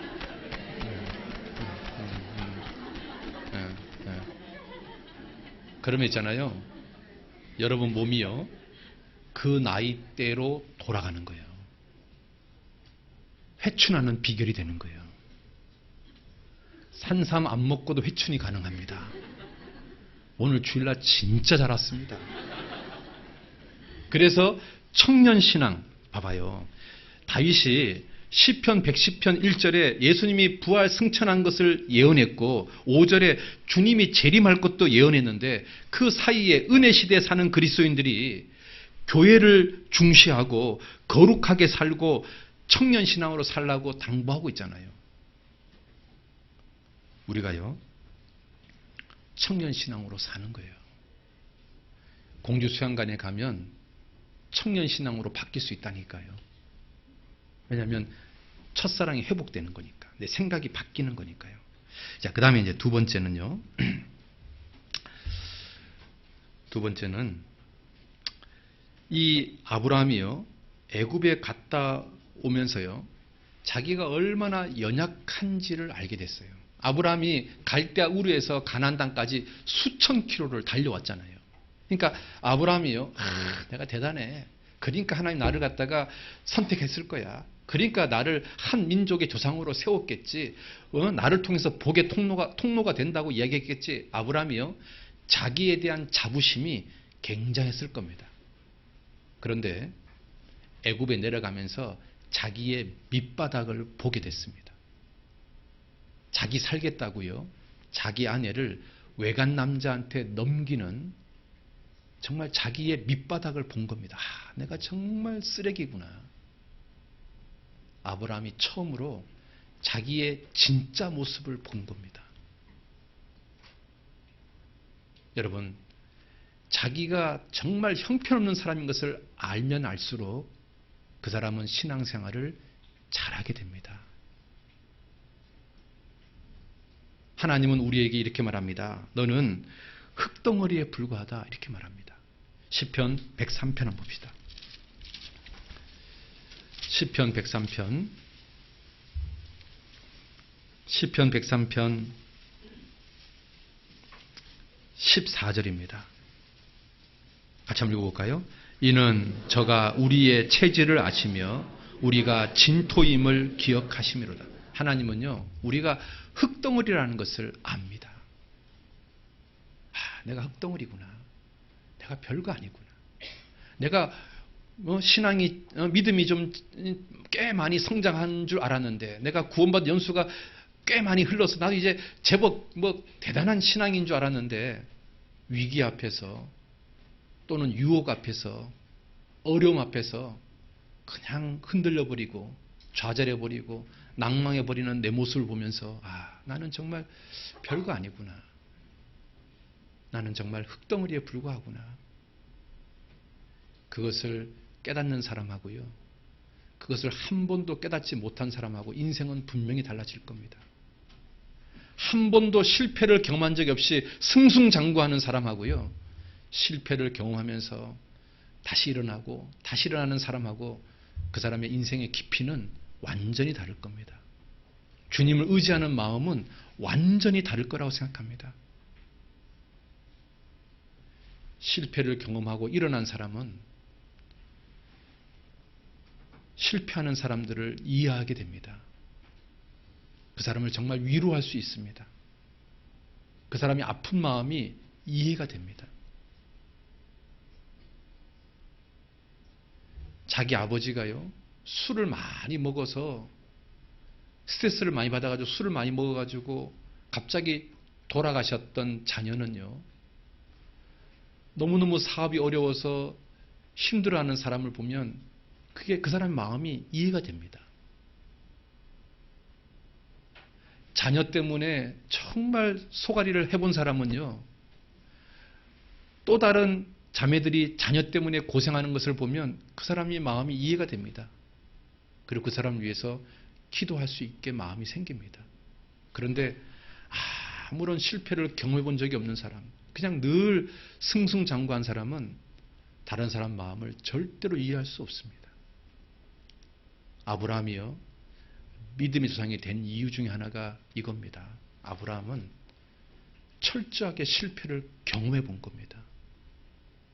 그리고 자기가 한 줌의 흙덩이라는 것을 철저하게 경험했습니다. 우리가 있잖아요, 이런 것을 경험해 본 적이 있는 사람, 그 사람이요, 신앙생활 진짜 잘합니다. 아프리카 격언에 이런 말이 있습니다. 코끼리는 코를 인생의 짐이라고 생각하지 않는다. 새는 날개를 짐이라고 생각하지 않는다. 여러분, 구원받은 그리스도인에게 자기가 가지고 있는 연약한 거, 약한 거, 병든 거, 또는 자기 십자가, 여러분 이걸 짐이라고 생각하지 마십시오. 그것이 나를 지탱하는 거고 내가 주님 앞에서 잘 사는 도구라는 것을 생각해 보십시오. 사도 바울이 그렇게 고백했잖아요. 내가 약할 때 곧 강함이라. 그래서 나의 많은 약한 것들을 나는 이제 기뻐하고 자랑하노라. 여러분이 가지고 있는 십자가, 여러분이 가지고 있는 약점, 여러분이 가지고 있는 어떤 병, 어려움, 질병, 그런 것들 여러분 부끄럽게 생각하지 마십시오. 그런 약한 것들이 하나님 앞에서 겸손하게 만들고 하나님을 더욱더 의지하게 만들고 하루를 살아도 진실된 신앙생활을 하게 만드는 도구가 될 겁니다. 아브라함은 이 사건을 통해서 그걸 깨달았습니다. 나는 흙덩어리구나. 그래서 하나님이요, 우리를 향한 하나님의 생각은요, 언제나 선하시고 인자하십니다. 여러분 그거 믿으셔야 됩니다. 따라합시다. 나를 향하신 하나님의 생각은 언제나 선하시며 인자하시다. 그렇습니다. 그래서 하나님은요, 우리의 죄를 따라 처치하지 않습니다. 10절입니다. 같이 읽겠습니다. 우리의 죄를 따라 처치하지 아니하시며 우리의 죄악을 따라 갚지 아니하셨습니다. 주님은 그런 분입니다. 그래서 다윗이요, 그런 말을 굉장히 많이 반복합니다. 시편 106편 1절 같이 읽겠습니다. 할렐루야, 여호와께 감사하라. 그는 선하시며 그 인자하심이 영원하미로다.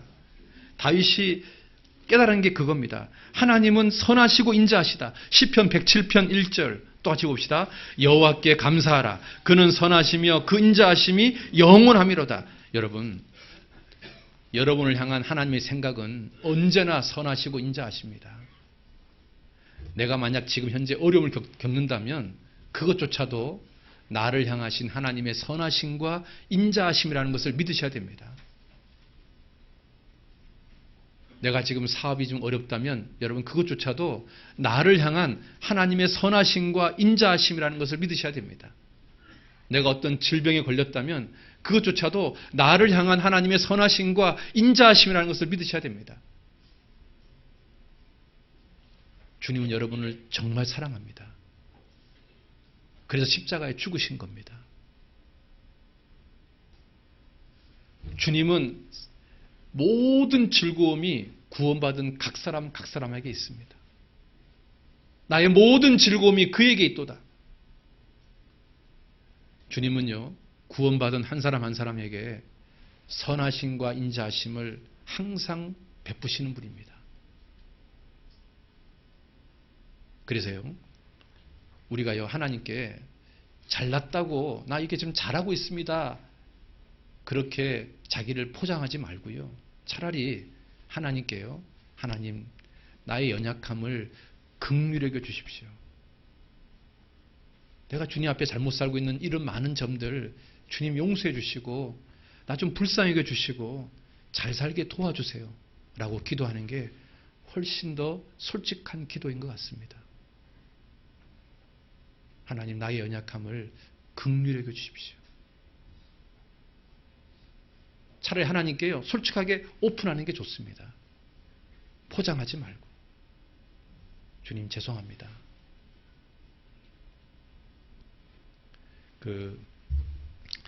나이키 신발하고요, 나이스 신발하고 달리기 하면 누가 이길까요? 나이스가 이깁니다. 왜냐하면 나이스는 짝퉁이기 때문에 안 보여주려고 빨리 뜁니다. 나이키는요, 자랑하려고 천천히 여러분, 자기가요, 나이키라고 명품이라고 잘났다고 생각하는 사람 오히려 교만해서 신앙생활을 잘 못할 겁니다. 그런데 주님 앞에 부족한 게 많다고 인정하는 사람, 그래서 주님만 의지할 수밖에 없다고 고백하는 사람, 오히려 그 사람이 신앙생활을 정말 잘할 겁니다. 그 앞이 안 보이는 사람인데 미국에 가서 박사학위를 받은 사람이 있습니다. 그 사람 이름이 강용우 박사입니다. 대단하죠? 앞이 안 보이는데 미국 가서 박사학위를 받았으니까요. 근데 이 사람이 박사학위 받게 된 이유 중에 하나가 그 아내가 이제 멀쩡합니다. 아내가 도와줬습니다. 그 자식을 낳았는데 이 강용우 박사가 미국에서 차관보까지 했습니다. 아주 굉장히 승진한 사람이죠. 근데 이 자식들이 이제 멀쩡한데 하루는 이 아들이 일기장에다가 뭐라고 써놨냐면, 다른 사람들 아빠는 같이 야구도 하고 축구도 하고 운동도 하고 놀아주는데 우리 아빠는 시각장애자라서 나한테 해주는 게 없어. 그렇게 일기장에다 써놨답니다. 애 엄마가요, 그 아들의 일기장을 보고 너무 가슴이 아파가지고 그 이야기를 자기 남편한테 했답니다. 여보, 우리 애가 이렇게 일기장에 써놨네. 그러자 강용우 박사가요, 서재에 들어가서 성경 읽고 난 다음에 기도했답니다. 하나님, 제가 이렇게 앞이 안 보이는 것을 고칠 수는 없는데 제가 이 앞이 안 보이는 상황에서도 우리 아들에게 아버지 노릇할 수 있는 방법이 없겠습니까? 지혜를 좀 주십시오. 하나님께 지혜를 구했습니다. 그랬더니 하나님이 갑자기 아이디어를 하나 탁 주더랍니다. 이 사람이 아들 방에 올라가 가지고 이렇게 말했답니다. 아빠는 불을 꺼도 동화책을 읽어줄 수 있어. 그랬더니 아들이 진짜야? 그럼 하고 불을 탁 끄더니만 점자책으로 된 동화책을 읽어주더랍니다. 아들이 막 신났습니다. 그 다음날 아침에 학교 가가지고 애들한테 자랑했습니다. 야, 우리 아빠 슈퍼맨이야. 왜? 우리 아빠는 캄캄한 방에서도 동화책을 읽어줄 수 있어. 너네 아빠 그렇게 할 수 있어? 그랬더니 걔들이, 옆에 있는 애들이 야, 너네 아빠 슈퍼맨이라고. 얘가 어렸을 때는요, 그게 자랑거리였습니다. 그런데 철 들고 나니까 그게 가슴 아픈 이야기가 된 거예요. 그래서 이 아들 마음속에 꿈이 생겼습니다. 어떤 꿈이 생겼냐면, 내가 안과 의사가 돼야 되겠다. 그래서 우리 아버지 눈을 뜨게 해줘야 되겠다. 그래서 미국의 제일 좋은 대학 하버드 의대에 원서를 넣습니다. 미국은요, 에세이를 잘 써야 합격합니다. 근데 얘가 합격했습니다. 에세이 제목이 뭔지 아세요? 어둠 속에서 들려주는 아빠의 동화 이야기. 내가 왜 안과 의사 해야 되는지를 구구절절하게 쓴 겁니다. 백인들이요, 동양인들 잘 합격 안 시킵니다. 그런데 그 에세이를 보고 이 백인들이요, 마음에 감동이 돼가지고 이 강여우 박사 아들을요, 합격을 시켰습니다. 그리고 2011년도에 미국에서 최고의 안과 의사 상을 받았습니다. 강용호 박사는 자기의 약점 그대로 인정하고 하나님을 의지했습니다. 하나님께서요, 살 길을 열어주는 겁니다. 아브라함은 애굽에서 실패를 통해서 내가 진짜 별거 아니구나. 내가 흙덩어리구나.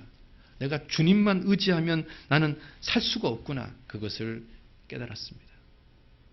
그리고 아브라함은요, 이 바로의 아내가 된 자기 아내를 빼내야 되는데 빼낼 방법이 없습니다. 왜냐하면 당시 이집트는 세계 최강이니까요. 어떻게 빼낼까?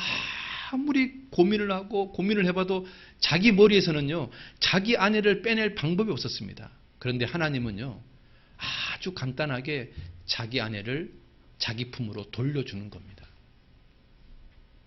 바둑 18급하고요, 바둑 9단하고는 완전히 바둑을 보는 수가 다르잖아요. 하나님이 그런 분이신 겁니다.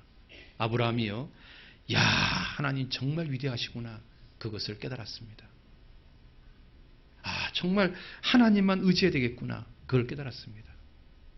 우리도 마찬가지입니다. 범사의 그를 인정하라. 그리하면 내 길을 지도하시리라. 왜 하나님이 내 인생을 지도 안 하는 줄 아세요? 범사의 그를 인정하지 않기 때문에 그렇습니다. 주님이요, 내 인생에 개입할 수 있는 여지를 나는 남겨놓지 않고 삽니다. 내가 해버립니다. 내가 내 인생의 주인이 되어서 조급하고 성급하게 모든 일들을 결정해버립니다. 주님이요, 내 인생에 개입할 수 있는 여지가 없습니다. 범사의 그를 인정하라. 그리하면 내 길을 지도하시리라. 주님이 내 인생을 지도할 수 있는 공간을 확보해 주는 것, 그게 정말 필요합니다. 하나님은 전지전능하십니다. 뭐든지 가능합니다. 어떤 목사님이요, 다음 주에 저쪽 어떤 교회에 설교하러 가야 되는데 그 교회 방송실 청년이 전화를 했어요. 목사님, 설교 본문하고 설교 제목 좀 알려주세요 했더니 목사님이 설교 본문 시편 23편, 설교 제목은 여호와는 나의 목자시니. 그랬더니 이 청년이요, 완벽한 문장이 아니잖아요. 그러니까 그게 다예요. 그랬더니 이 목사님, 뭐가 더 필요해? 그랬더니 알았습니다 하고 끊더래요. 그래서 일주일 후에 갔어요. 그 교회를 갔더니 소식지에 뭐라 써있냐면 설교 본문 시편 23편, 설교 제목 여호와는 나의 목자시니 뭐가 더 필요해? 이렇게 써있는 거예요. 이 목사님이요, 이 소식지를 딱 본 순간 정말 감동이 되더래요. 진짜네. 여호와는 나의 목자시니 뭐가 더 필요해? 우주 만물을 창조하신 하나님, 전지전능하신 하나님이 내 인생의 목자인데 여러분, 뭐가 더 필요합니까? 뭐가 더 걱정됩니까? 뭐가 더 염려가 됩니까? 뭐가 더 불안합니까? 그분이 인도한 대로 가면 되지 않습니까? 나를 향한 주님의 계획은 언제나 선하시고 인자하신데 그분 믿고 가면 되지 않습니까? 여호와는 나의 목자시니 뭐가 더 필요해? 그렇잖아요. 제가 지금 봉성교회 대신방 하고 있습니다. 얼마 전에 신방을 갔는데 소아당뇨, 그러니까 어릴 때부터 선천적으로 당뇨병을 걸린 분이신데 의사세요. 여자분인데 자매님이시죠. 근데 소아당뇨 환자들은 거의 40대에 죽는 게 정설이랍니다. 그런데 이분이 구원받기 전에는 일주일에 한 2번 정도는 응급실에 실려간답니다. 왜냐하면 저혈당 쇼크가 와가지고 그냥 쓰러지는 거예요. 자기도 모르게. 심지어는요, 환자들을 이렇게 진료하다가도 그냥 쓰러진대요. 그래서 구원받기 전에는 일주일에 2번 이상 응급실에 실려가고 심지어는요 1년 6개월 동안 병원에 입원한 적도 있대요. 온몸이 마비가 돼가지고.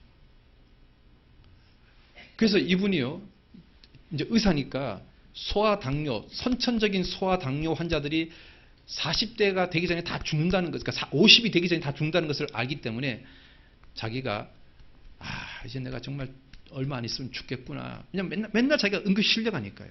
그러니까 늘 죽음이 자기 인생 가까이 있었대요. 그러다가 우리 교회 말씀을 들으신 거예요. 구원을 받고 났는데요, 완전히 이분 몸이 바뀐 거예요. 제가 신방 가서 물어보니까 이분이 뭐라고 하냐면 일주일에 2번씩 응급실에 실려갔는데 구원받고 나서는 한 번도 응급실에 실려간 적이 없대요. 구원받기 전에는 그 당뇨 수치가 800이었대요. 800. 지금은 200으로 떨어졌대요. 그리고 옛날에는 자다가 이게 자기 몸이 저혈당이 된다는 것을 못 느꼈는데 지금은요, 자기가 느낀대요. 그래서 일어나서 뭐 조치를 취한대요. 여자 의사인데, 자매님인데. 정말 하나님이요, 매일같이 기적을 일으키는 겁니다. 하나님이 그러신 분인 거예요. 여호와가 내 인생의 목자신데 뭐가 더 필요해? 그렇잖아요. 아브라함은 가나안 땅을 떠나면 안 되는구나, 이것도 깨달았습니다. 그리고 아브라함은 또 뭐 깨달았냐면, 우리가 이제 신앙생활하면서요, 회의감이 드는 게 언제냐면 이런 겁니다. 젖과 꿀이 흐르는 가나안 땅에 왔는데 왜 기근이 생기냐라는 거예요. 아니, 내가 구원받았는데 뭔가 내 인생이 잘 될 줄 알았는데 왜 구원받은 내 인생에 왜 문제가 생기고 고난이 생기고 기근이 생기고 어려움이 생기냐 이거예요. 많은 사람들이 그럴 때 신앙적인 회의감에 빠지고 또 실족하는 사람들이 생깁니다. 여러분, 왜 가나안 땅에 기근이 생겼을까요? 왜 구원받은 인생에 기근이 생길까요? 하나님이 실수해서 그런가요? 아니면 하나님이 능력이 없어서 그런가요? 아니면 하나님께서 또 다른 계획이 있기 때문에 그런 건가요? 사도 바울이요, 주님께 뭐라고 말했냐면, 하나님, 저는 아시아에 가서 복음 전하랍니다 했더니 하나님이 안 돼, 너는 유럽으로 가. 그래서 사도 바울이요, 하나님 뜻을 쫓아서 자기 생각을 꺾고 유럽으로 복음을 딱 전하러 갔는데 감옥에 딱 들어갔습니다. 여러분 같으면 뭐라고 말할까요? 하나님, 그러니까 내가 아시아로 간다 그랬잖아요. 왜 나를 유럽으로 가라 그래가지고 내가 지금 감옥에 들어가게 하고, 도대체 이게 뭡니까? 그렇게 말할 수 있지 않습니까? 그런데 사도 바울은 그 감옥에서 찬송을 불렀습니다. 우리는 그 다음 페이지를 압니다. 여러분, 그 다음 페이지는 뭐죠? 빌립보에 교회가 생겼습니다. 우리는 성경의 그 다음 페이지를 알아서 사도 바울이 왜 찬송 부른지를 압니다. 그런데 여러분, 나를요, 그 역사적인 상황에다가 대입시켜 보면 나는 그럴 수 있냐 그 말이에요. 내가 감옥에 갇혔는데 찬송 부를 수 있냐 그 말이에요. 여러분, 그 다음 페이지는 하나님의 선하심과 인자하심이 있는 겁니다. 지금도 마찬가지입니다. 왜 구원받은 사람에게 기근이 옵니까? 왜 구원받은 인생에 어려움이 오는 겁니까? 여러분, 하나님께 불평할 수 있고 따질 수 있습니다. 그런데 하나님은 뭐라고 말하는 줄 아십니까? 그 다음 페이지는 축복이라고 말합니다. 너를 향한 나의 생각은 언제나 선하고 인자하다. 그거 불신하지 마라. 너를 향한 나의 계획은 언제나 선하고 인자하다. 그거 불신하지 마라. 여러분, 우리도요, 그 다음 페이지를 생각해야 되는 겁니다. 그 다음 페이지. 여러분, 겨울에요, 보리가요, 어렵게 이렇게 땅을 삐집고 싹을 탁 냈습니다. 그러면 여러분, 땅 주인은 어떻게 합니까? 보리를요, 보리싹을 밟아버립니다. 그럼 보리 입장에서는 뭐라고 말할까요? 아니, 세상에 힘들게 그 언 땅을 뚫고 싹을 띄웠는데 이쁘다고 칭찬 못해주면서 다시 나를 발로 밟아? 이 땅 주인 진짜 막 열받았을 겁니다. 그런데 보리는요, 나중에 압니다. 왜 그 땅 주인이 나를 밟았는지. 뿌리가 더욱더 튼튼해졌거든요. 그렇지 않습니까? 여러분, 대나무는요, 속이 텅텅 비어 있습니다.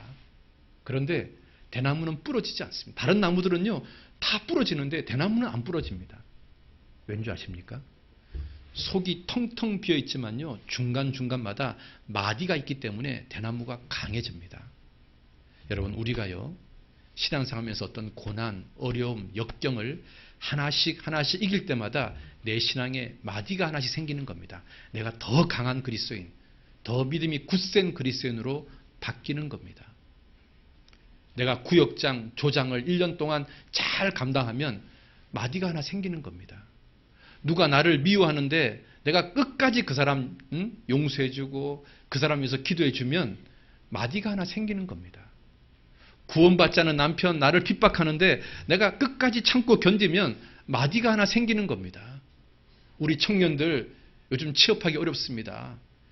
그런데도 불구하고 내가 신앙을 지키면서 취업 준비하는 그런 시간들, 나중에 시간 지나면 신앙의 마디가 하나 생기는 겁니다. 우리는 그 다음 페이지를 믿어야 되는 겁니다. 내 인생의 그 다음 페이지는 하나님이 선하시고 인자하신 분이 해피엔딩으로 만들어놨기 때문에 그렇습니다. 여러분, 하나님은 우리 인생을 해피엔딩으로 끝내실 계획을 갖고 있습니다.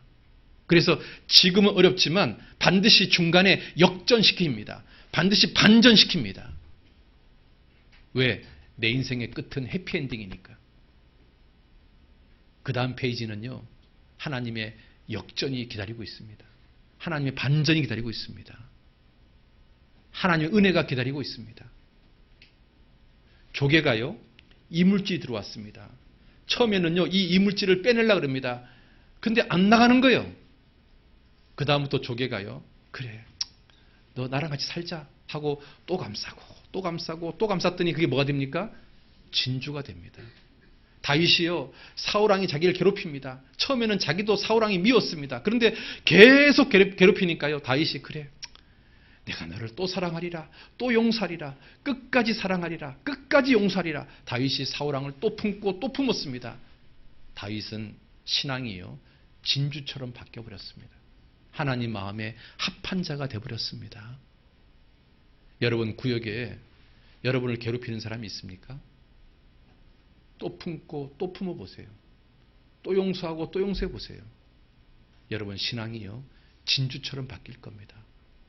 여러분 신앙이요, 굳세게 바뀔 겁니다. 하나님께서 우리에게 그것을 원하신다라고 생각합니다.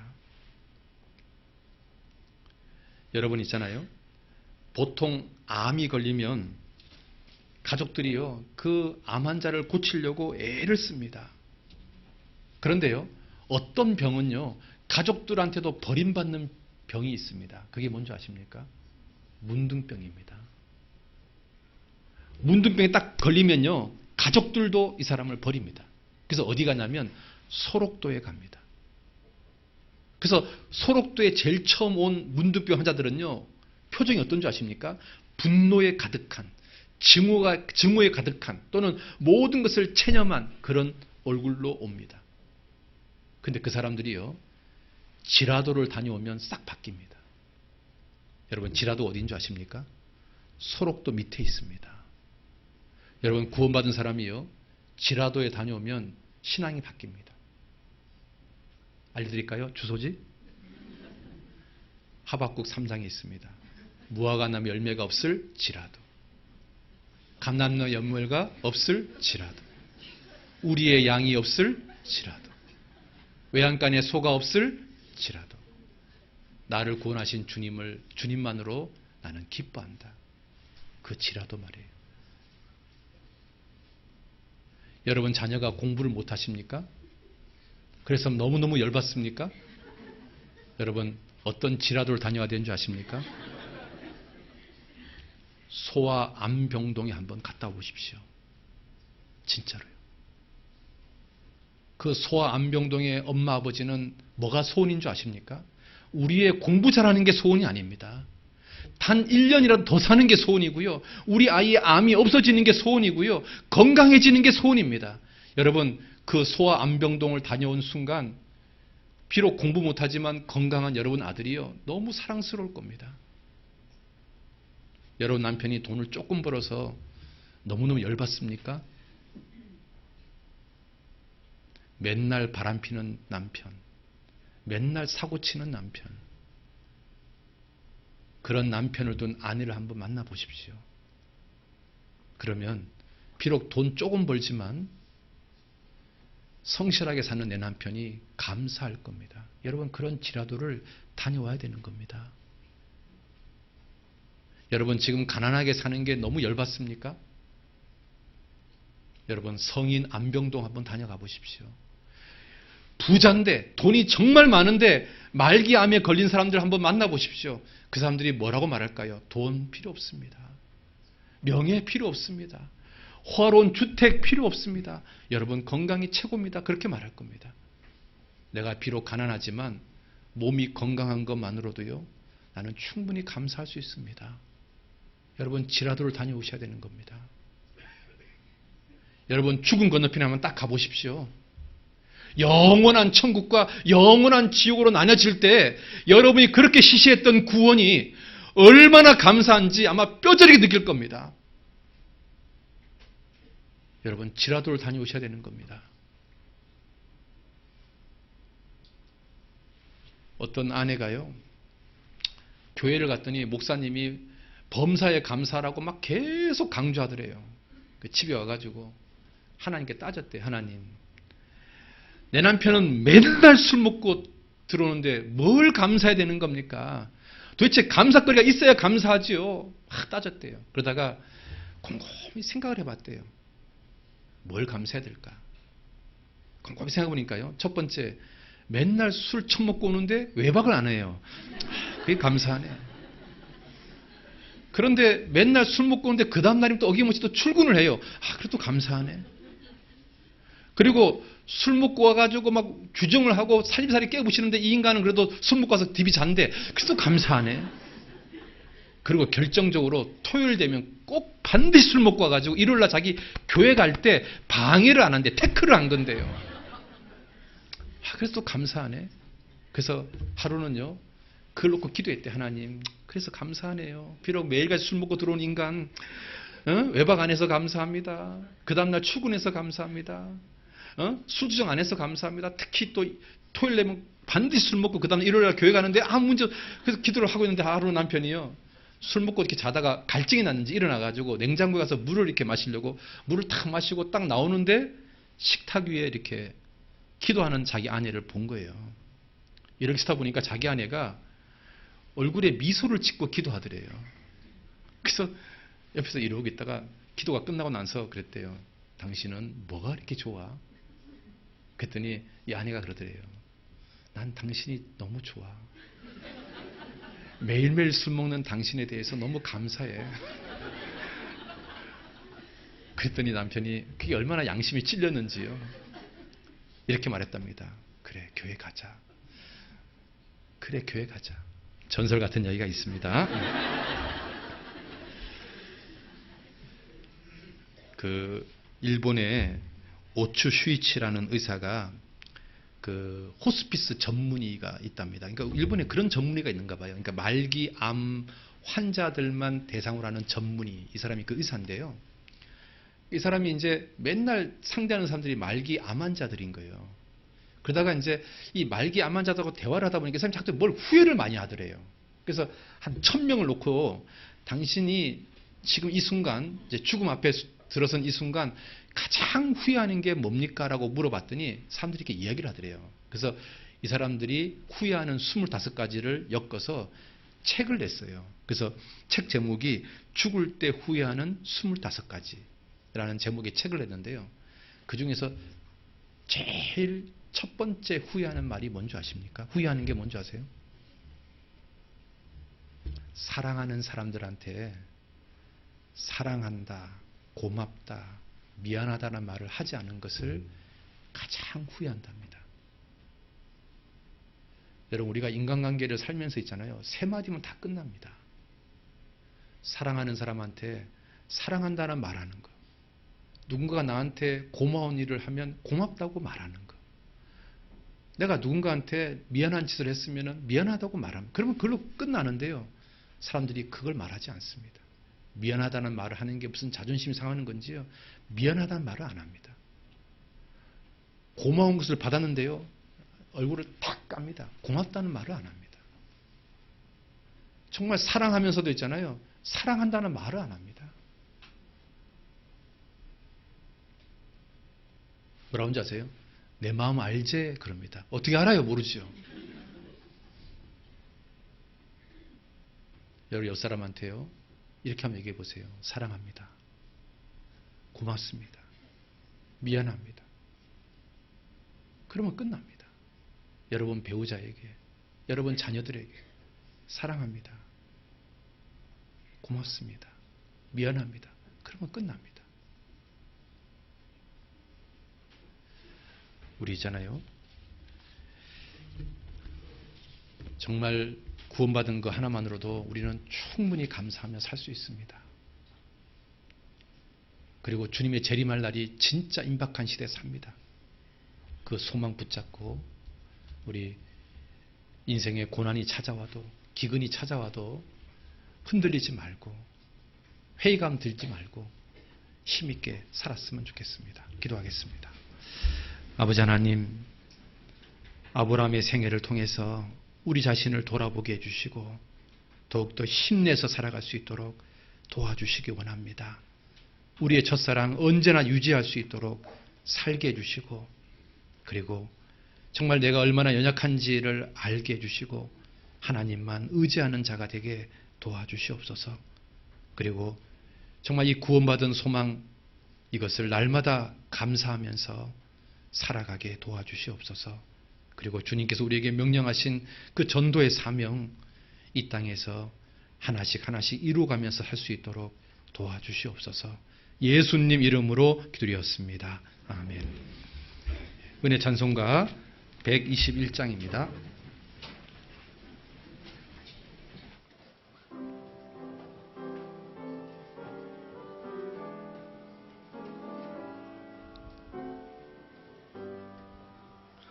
내 앞에 생겨질 일들 난 알 수 없으나 주 인도하여 주심을 난 확실히 믿네. 내 앞길 인도할 주 나는 알고 있으니 주 안에 있는 내겐 우연이란 없도다. 내 앞에 닥칠 일들 크든 작든 험하든 능하신 주의 손안에 모두 맡기세. 나의 남은 인생 길을 난 알 수 없으나 주 친히 지켜주심을 난 확실히 믿네. 내 앞길 인도할 주 나는 알고 있으니 주 안에 있는 내겐 우연이란 없도다. 내 앞에 닥칠 일들 크든 작든 험하든 능하신 주의 손안에 모두 맡기세. 저 고통과 큰 슬픔도 난 두렵지 않네. 그 사랑의 돌보심을 난 의지한다네. 내 앞길 인도할 주 나는 알고 있으니 주 안에 있는 내겐 우연이란 없도